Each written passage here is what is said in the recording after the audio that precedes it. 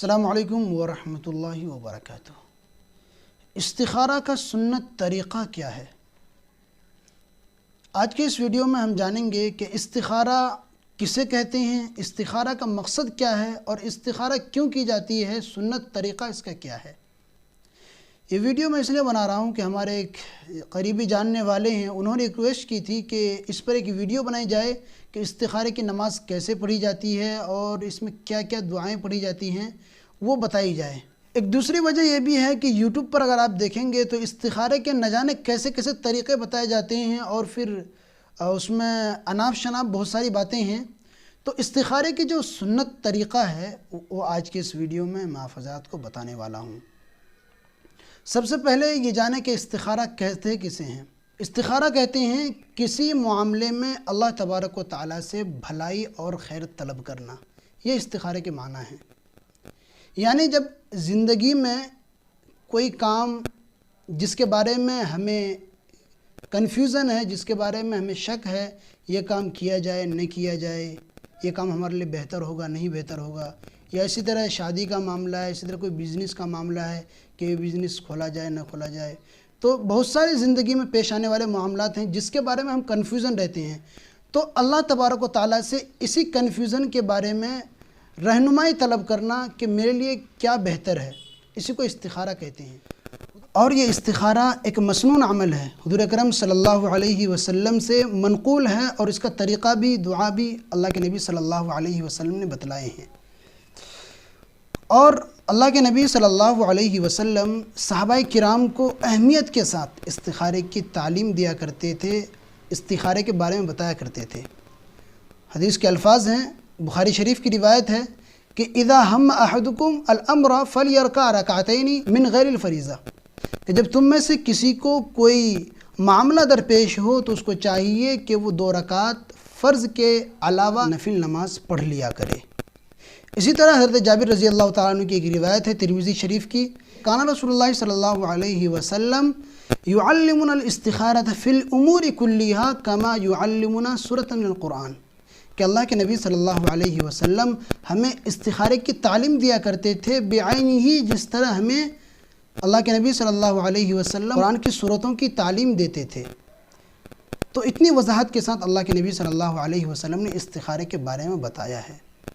اور یہ جو استخارہ ہے یہ خود سے کی جاتی ہے، کسی سے کروائی نہیں جاتی ہے۔ بعض لوگوں کو آپ نے دیکھا ہوگا کہ وہ دوسروں سے کہتے ہیں کہ بھئی ہمارے بارے میں استخارہ کر دیجئے، یہ غلط ہے۔ استخارہ خود کی جاتی ہے، حدیث میں کہیں بھی موجود نہیں ہے کہ صحابہ کرام نے حضور سے استخارہ کروائی ہو، یا اس طرح کی کہیں بھی روایت ہمیں نہیں ملتی۔ اسی طرح استخارہ ہم کبھی بھی کر سکتے ہیں، دن ہو یا رات، بس مکروہ اوقات نہ ہو۔ بعض لوگ کہتے ہیں کہ رات میں استخارہ کرنا ضروری ہے، اور پھر استخارہ کرنے کے بعد کسی سے بات چیت نہیں کرنی، بات چیت کیے بغیر سو جانا ہے، اور پھر سونے کے بعد خواب آئیں گے اور خواب میں کوئی بزرگ آئے گا اور پھر خواب میں یہ اس طرح کا رنگ دکھائی دیں گے، یہ ساری غلط باتیں ہیں۔ اسی طرح بعض لوگوں کو آپ نے دیکھا ہوگا کہ جب ان کا کوئی سامان گم ہو جاتا ہے یا چوری ہو جاتی ہے تو وہ دوسروں سے استخارہ کراتے ہیں۔ استخارے کا جو تعلق ہے وہ ماضی سے نہیں ہے، مستقبل سے ہے، یعنی پاسٹ سے نہیں بلکہ فیوچر سے ہے۔ کوئی کام، کوئی معاملہ ہمارے سامنے درپیش ہے، ہمارے سامنے ہے، تو اس کام کے لیے استخارہ کی جاتی ہے، نہ کہ جو کام ہو گیا اس کے لیے اب استخارہ کی جائے، ایسا نہیں ہے۔ جب آپ اتنی بات سمجھ گئے تو اب استخارے کا طریقہ کیا ہے، سنت طریقہ، وہ بھی سمجھ لیں۔ استخارے کا سنت طریقہ یہ ہے، جس طرح ہم نماز پڑھتے ہیں، 2 رکعت نفل کی نماز پڑھتے ہیں، اسی طرح یہ 2 رکعت نفل نماز استخارے کی نیت سے ہم پڑھیں گے۔ سلام پھیر لینے کے بعد وہ دعا پڑھیں گے، مسنون دعا جو حضور اکرم صلی اللہ علیہ وسلم نے ہمیں بتائی ہے۔ وہ دعا کیا ہے، اسکرین پر آپ دیکھ سکتے ہیں، میں پڑھ کے بتا دیتا ہوں۔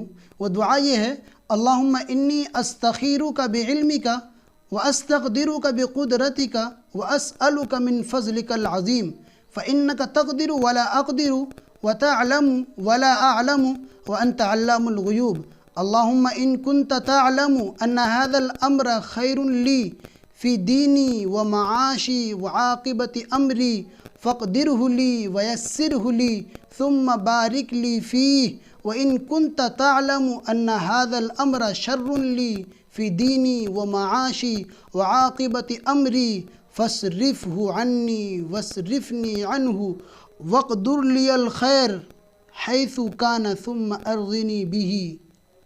اور اگر کسی کو یہ دعا یاد نہ ہو تو وہ اپنی زبان میں اپنے الفاظ میں بھی کہہ سکتا ہے کہ اللہ میرے سامنے یہ معاملہ ہے، مجھے یہ معاملہ پیش آ گیا ہے، اس میں جو میرے لیے بہتر ہے، جو خیر ہے میرے لیے، اس کا فیصلہ فرما دیجئے، میرے دل میں وہ بات ڈال دیجئے۔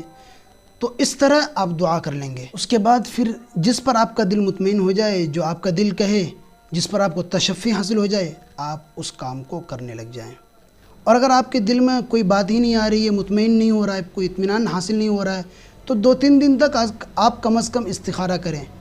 حضور اکرم صلی اللہ علیہ وسلم نے حضرت انس سے فرمایا تھا کہ جب تم کسی کام کا ارادہ کرو تو اللہ تبارک و تعالیٰ سے 7 بار استخارہ کرو۔